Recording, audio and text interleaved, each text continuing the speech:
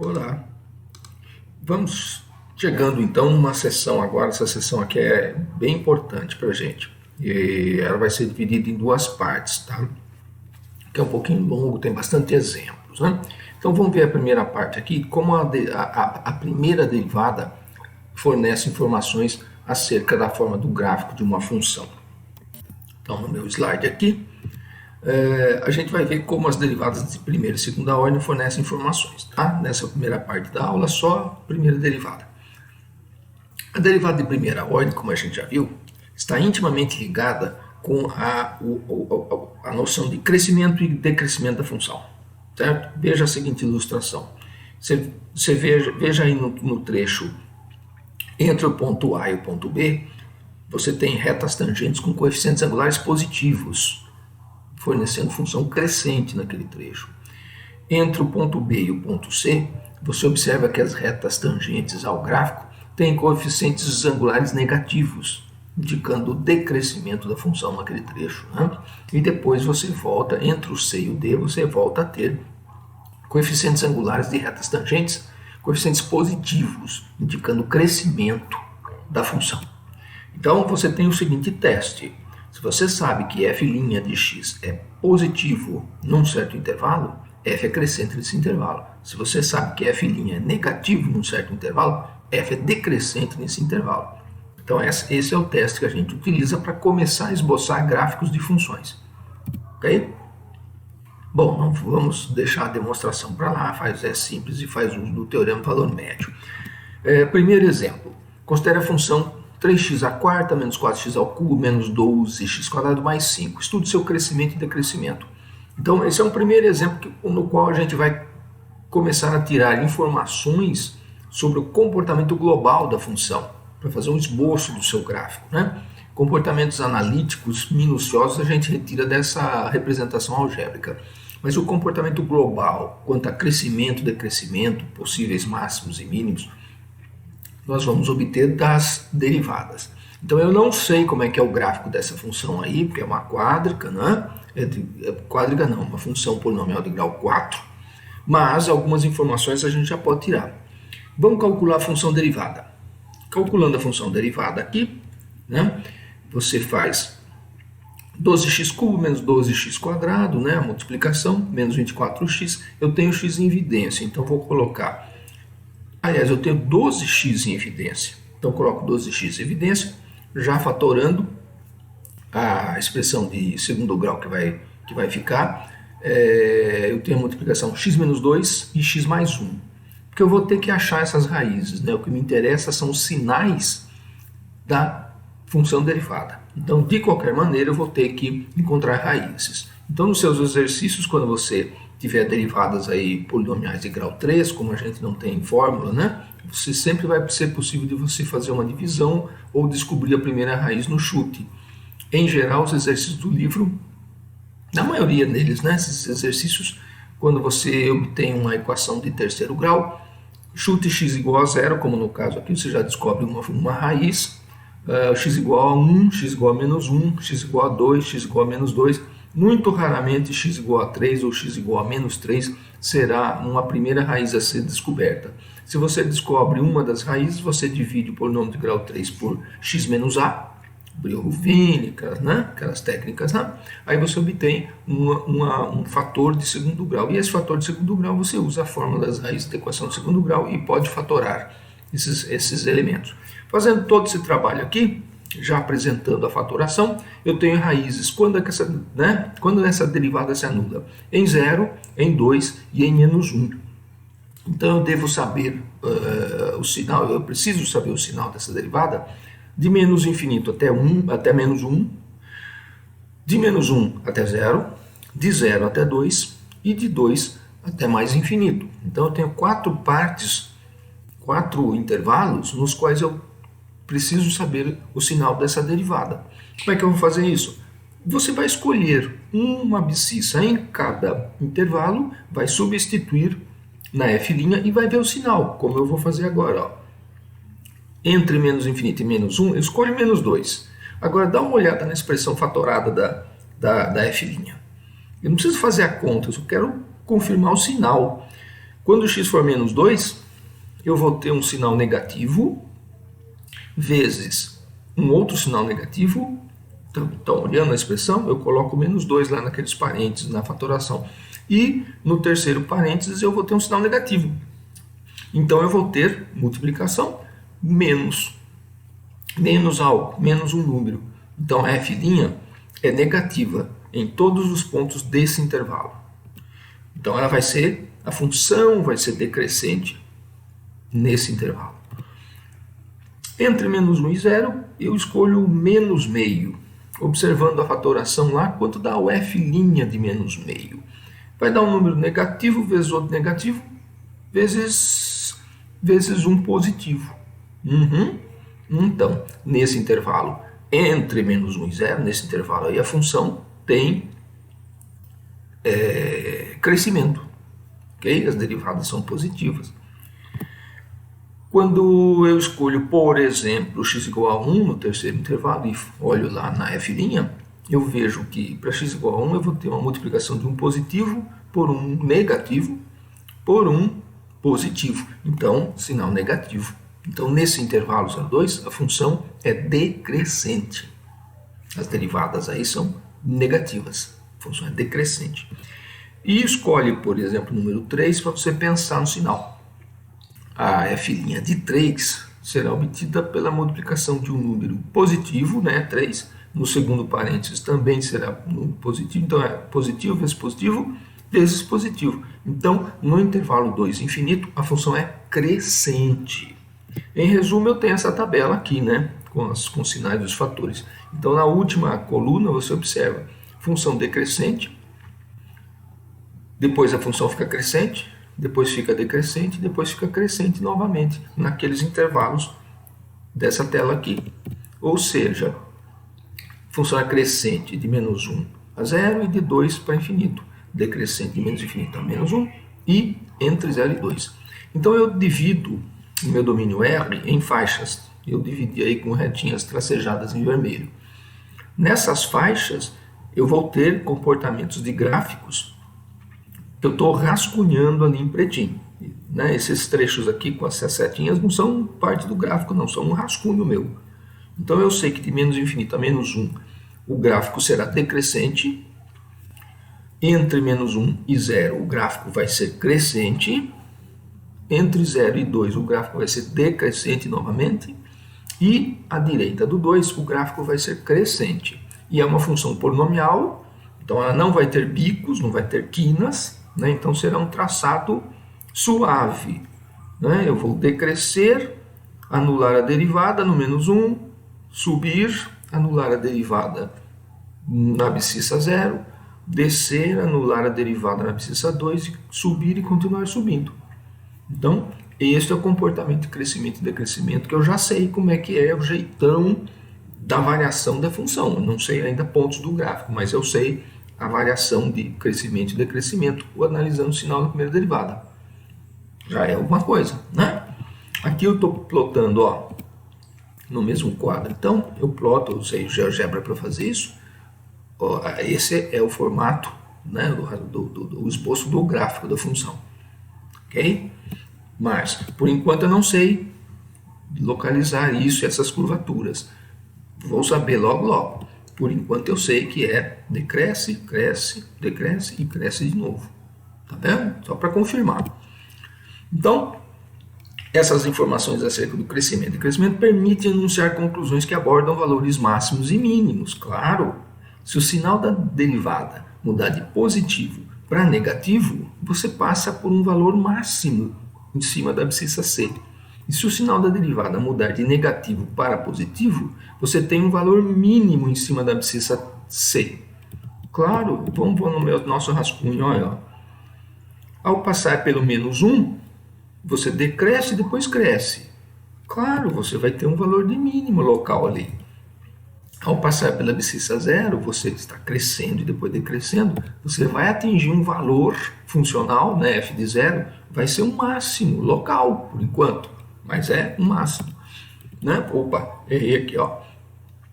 E ao passar pela abscissa 2, você está função decrescente e passa para crescente. Claro, você vai passar por um valor de mínimo da função, né? É o mínimo local, vai ser nesse caso um mínimo global. Mas então, está valendo esse teste aqui, ó. Ok?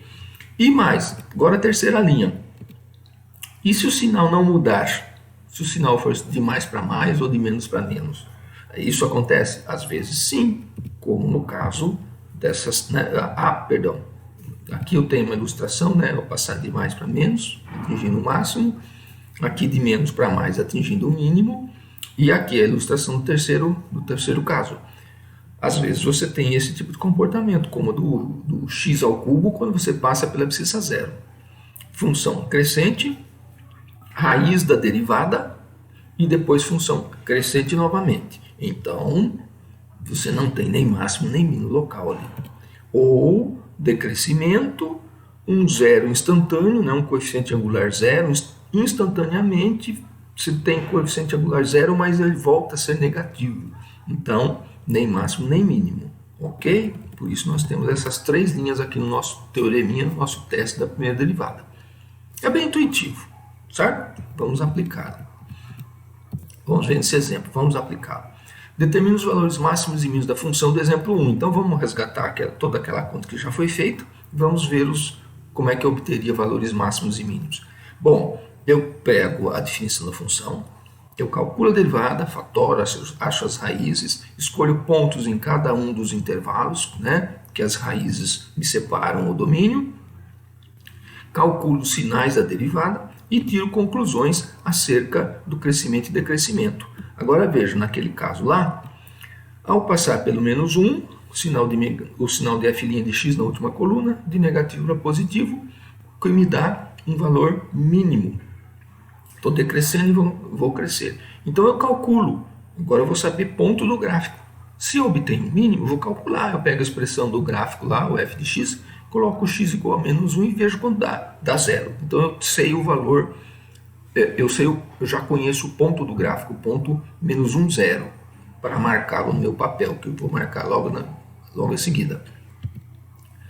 Aqui eu tenho, sobre a abscissa zero, eu tenho um valor máximo. E aí eu calculo quanto que é o f de zero. É 5, então eu vou marcar o ponto 0,5. Vou fazer um pontinho lá no meu gráfico. Esse é o valor de máximo. E aqui, ao passar por 2, eu tenho um ponto de mínimo e eu calculo quanto que vai dar o f de 2. Fazendo as continhas lá, menos 27. Então eu vou marcar a posição 2 menos 27. O ponto 2 menos 27, que será um ponto do gráfico da função. Okay? Então, naquele meu rascunho de decrescimento, crescimento, decresce, cresce, eu vou marcar esses 3 pontos que eu fiz a conta. Menos 1, né? Menos 1, 0. Então, 0 será um valor de mínimo local. O 0,5, está marcado ali, vou deixar piscando, ó. O 0,5. Então, o valor 5 será um valor de máximo local. E aqui o 2 menos 27. O 2 menos 27 será um valor de mínimo local. Ok? Então, eu tenho essas tendências de crescimento e decrescimento e eu conheço esses 3 pontos do gráfico. Mínimo local, máximo local e o mínimo local. Então, aí eu já posso, fazendo isso, sabendo que a função é polinomial, eu já posso confiar na minha intuição e fazer um rascunho como esse aqui azulado. Como esse que eu estou desenhando em azul, tá certo? Passo pelos pontos de mínimo e máximos detectados ao analisar o sinal da primeira derivada. Então, eu já rascunho esse gráfico aqui, tá certo? Mesmo sem ter um software, um aplicativo, eu sei que deve ser mais ou menos assim. Legal, né? Terceiro exemplo. Aqui, determina os valores máximos e mínimos locais da função, globais e locais, né? Absolutos e locais, da função representada por essa expressão aqui, ó. G de x é x mais 2 seno x, que eu não sei como é que é o gráfico dessa função. Bom, o domínio é fechado, é só na faixa 0,2π, tá bom? Então não é domínio R, é só na faixa 0,2π. Então o autor me pede máximos e mínimos, então o que eu vou fazer? A função é contínua, é uma soma de de polinomial com trigonométrica. Então, soma de contínuas é contínua. Então, a função é contínua nesse intervalo. Então, eu vou detectar os possíveis máximos e mínimos locais no interior do intervalo, né? Vou calcular esses valores. Vou calcular o valor de g de 0. Vou calcular o valor de g de 2π, né? Para que eu saiba comparar, porque às vezes o g de 0, o g de 2π é um valor de máximo, um valor de mínimo, sem que eu anule derivadas, né? Você pode chegar, o gráfico pode chegar no canto assim do seu desenho, do seu esboço, subindo ou descendo. Então eu tenho, lembram-se disso? Para domínios fechados eu tenho que calcular o valor da função nos extremos e comparar com os valores de máximos e mínimos no intervalo aberto. Então, para detectar possíveis valores de máximos e mínimos, eu vou detectar o crescimento e, para isso, eu preciso da primeira derivada. Preciso saber as raízes da primeira derivada. Vamos lá. G' de x. 1 mais 2 cosseno x. Ótimo. Preciso estudar o sinal disso, né? Preciso estudar o sinal dessa função. Muito bem. Quando que essa função se anula? Quando 1 mais 2 cosseno x é 0. Isso vai ocorrer quando o cosseno for igual a menos meio. Apenas no intervalo 0π, que estou considerando, né? Bom, quando é que a função cosseno atinge menos meio? Eu faço o meu rascunho aqui do círculo trigonométrico, né? O arco saindo de 0, quando ele chegar em 2π sobre 3, eu tenho cosseno menos meio. Mas também quando esse arco terminar no ponto 4π sobre 3, também eu tenho cosseno igual a menos meio. Então, na primeira volta do círculo trigonométrico, eu tenho um intervalo que vem de 0 até 2π sobre 3, cadê meu rascunho? Está aqui. Tem um intervalo que vem de 0 até 2π sobre 3, um intervalo que vai do 2π sobre 3 até o 4π sobre 3, aqui pelo lado esquerdo do círculo trigonométrico, e depois vou fechar a primeira volta. Eu tenho arcos que saem de 4π sobre 3 e terminam, né, podendo terminar até 2π. Então eu tenho 3 intervalos para estudar o sinal da derivada. Então vamos lá. Entre 0 e 2π sobre 3, eu estou marcando aqui em vermelhinho, ó. Entre 0 e 2π sobre 3, qualquer arco que termine entre 0 e 2π sobre 3, você vai projetar no eixo dos cossenos, o seu cosseno será superior a menos meio. Então, o seu G' vai ser positivo. Para qualquer arco que termine entre 2π sobre 3 e 4π sobre 3, a projeção vai dar um número entre menos 1 e menos meio. Certo? O seu cosseno será inferior a menos meio, portanto a sua derivada será negativa. E, finalmente, quando você pega arcos que terminam entre 4π sobre 3 e o 2π, você volta a ter cosseno superior a menos meio, portanto a sua derivada é positiva. Ok? Então eu tenho que a função é crescente no primeiro intervalo, decrescente no segundo e crescente no terceiro intervalo. Okay? Crescente nesse intervalo, decrescente no segundo intervalo e crescente no terceiro intervalo, até chegar em 2π. Muito bem. Então, na faixa, com essas informações, ó, eu vou rascunhar a faixa 0,2π, 6,28 ali, né, aproximadamente. Estou rascunhando, né, um esboço. Então, eu sei que a minha função é crescente, depois decrescente e depois crescente. Então, ela vai ter um valor de máximo local em 2π sobre 3 e um valor de mínimo local em 4π sobre 3. Eu vou jogar essas abscissas na expressão da função para saber, para marcar pontos do gráfico. Ok? Então, em 2π sobre 3, eu pego a expressão da função. Não vou jogar no gráfico da derivada. Não vou marcar G' daquele valor. Porque G' daquele valor vai dar 0. Eu quero o G daquelas abscissas ali. Então, o G de 2π sobre 3 é aproximadamente 3,83. G de 4π sobre 3 vai dar aproximadamente 2,46. São esses os pontos que eu vou marcar aqui na minha tela. Tá bom? Então, eu vou marcar o ponto 2π sobre 3, aproximadamente quase 4. E 4π sobre 3 e aproximadamente quase 2,5. Só que agora, como o autor pede máximos e mínimos, eu vou calcular quanto vale a função em 0 e quanto vale a função em 2π. Porque está me parecendo que eu posso ter um mínimo da função sobre a abscissa zero, sem estar anulando a derivada, e posso ter um possível máximo da função sobre a abscissa 2π, sem estar anulando a derivada. A função é definida em fechado, então calculo o valor da função em 0 e em 2π, nos extremos do intervalo. Então, vou lá, em 0, fazendo a conta, g igual a 0. Em 2π, fazendo minha conta, 2π, que o seno se anula. Certo? Então, comparando com os valores das abscissas que estão no interior do intervalo, eu vejo que o menor desses números, entre 0, 2π, 3, 83 e 2,5 ali, o menor é o 0. E o maior dele será o 2π, será o 6 ponto alguma coisa. Certo? Então, mínimo absoluto será 0, assumido na abscissa 0. O máximo absoluto será 2π, assumido na abscissa 2π.